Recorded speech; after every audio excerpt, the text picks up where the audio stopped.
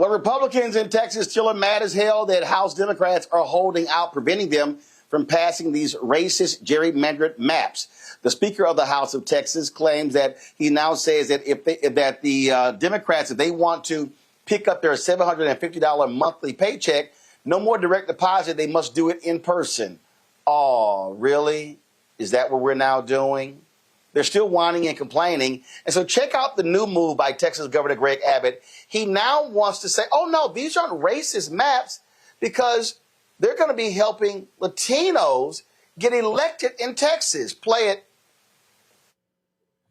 So most people know that at the beginning of a decade, all states go through the redistricting process based upon what the new census shows. Since that redistricting process took place, two things have changed. One is the law, the other is the facts. The legal change was actually catalyzed by the Democrats. Democrats filed a lawsuit in 2022 that was decided last year, where courts decided that Texas is no longer required to have what are called coalition districts. And as a result, we're able to take the people who are in those coalition districts and make sure they're going to be in districts that really represent the voting preference of those people who live here in Texas. And then the fact that's changed, we saw in the aftermath of the Trump election, that an overwhelming number of Hispanics and blacks, as well as others, chose to vote for Trump. 4 of the 5 districts that we're going to create are predominantly Hispanic districts. Right. They're going to have to be voting for Republican as opposed to Democrats. Democrats think they have an ownership right to voters who are Hispanic or black. They're now learning the hard way. Those voters are supporting Republicans. Boy, he's lying. John Rosenthal, he is the Texas House Representative, vice chair of the Redistricting Select Committee. He joins us right now from Illinois with the other House Dems. So, John, glad to have you on the show. First of all, I'm sorry I'm late. Of course, I had an election here with the National Association of Black Journalists, so I kind of had to say a few words there. So that's why I'm a bit late. So I'm going to start with you. I got a couple of guests, but I'm going to start with you, John, first. John, here's why I'm offended. In the last two censuses, when you look at the population increase in Texas, it was Latino and black. What Republicans did was they created more Republican districts and they went for Hispanics. Now, all of a sudden, they want to take out 2 black members and say, oh, no, these are not racist maps because we're creating seats for Latinos. Does Abbott really think we're that stupid?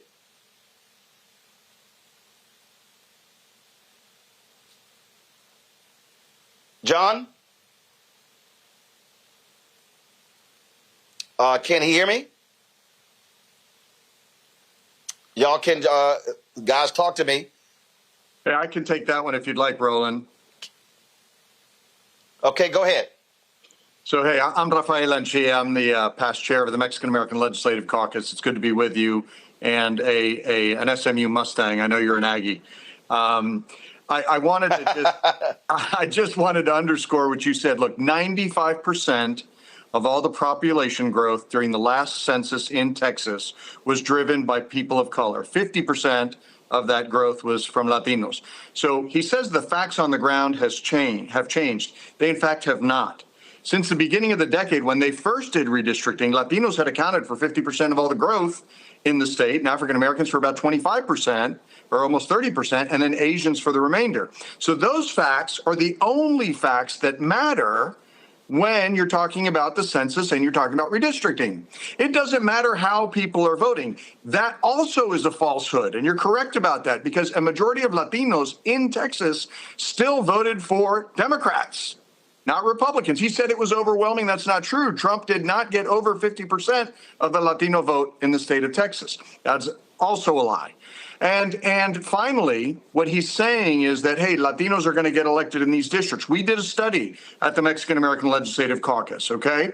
And if you had actual districts that were reflective of Texas's diverse population, you'd have about 15 seats that were majority Hispanic, where Latinos would elect the candidates of their choice. You'd have 5 seats where African Americans would be able to elect a candidate of their choice, or about 13%.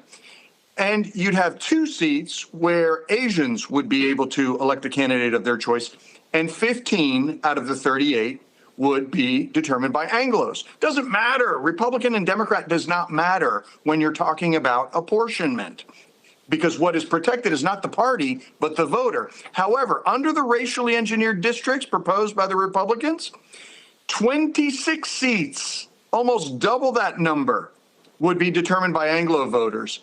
About half the seats, half of that 15 seats, or 8, would be determined by Latino voters. Only 2 seats would be determined by African Americans, and 0 by Asians. So it's just a lie, really, that we're pitting Latinos and African Americans. It's not true. Latinos and African Americans are here. We're here during the quorum break fighting together. The Latino caucus, the Black caucus, we are together, right? Because we see through that rhetoric, and when you actually put pen to paper and look at the numbers, our the voting strength of Latinos and African Americans is being diminished, including in historic African American districts. They're trying to take out Al Green.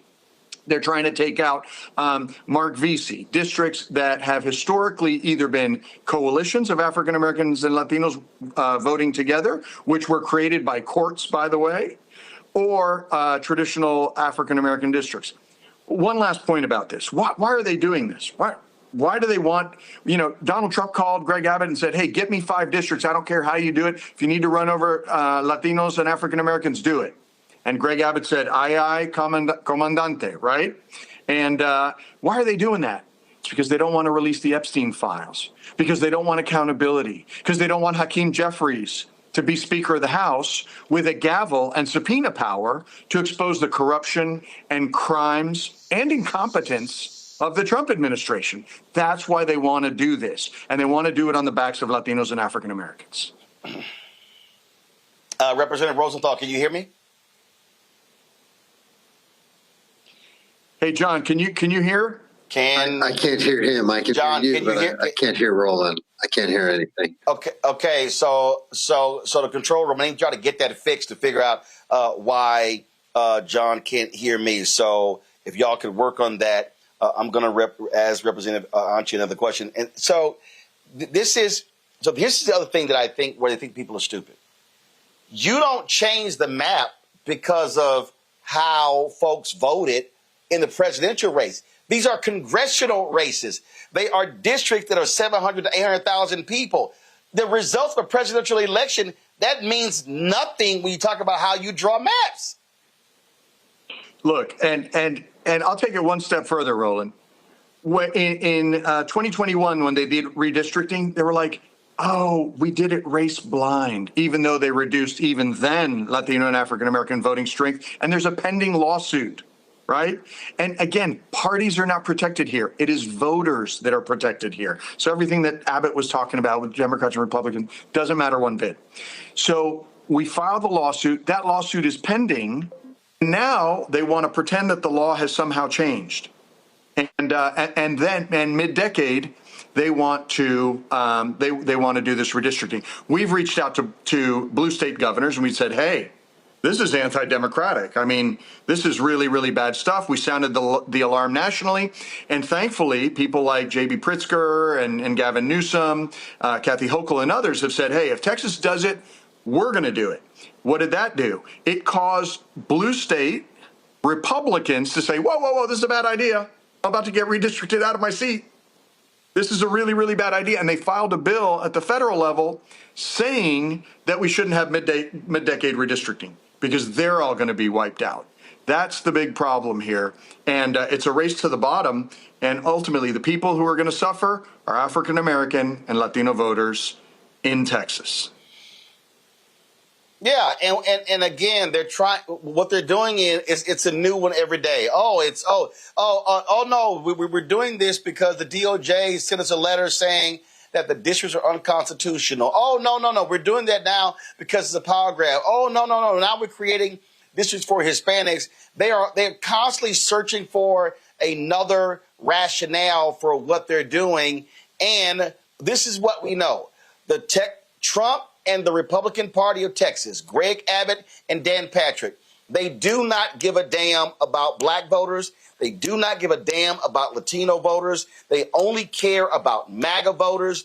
And that's not how this process is supposed to be. So I have consistently said over and over and over again, Democrats, damn being fair, damn being nice, where you have advantage, you've got to maximize it. Now Abbott is saying, oh no, because the Democrats are holding out, we're going to redraw 8 districts.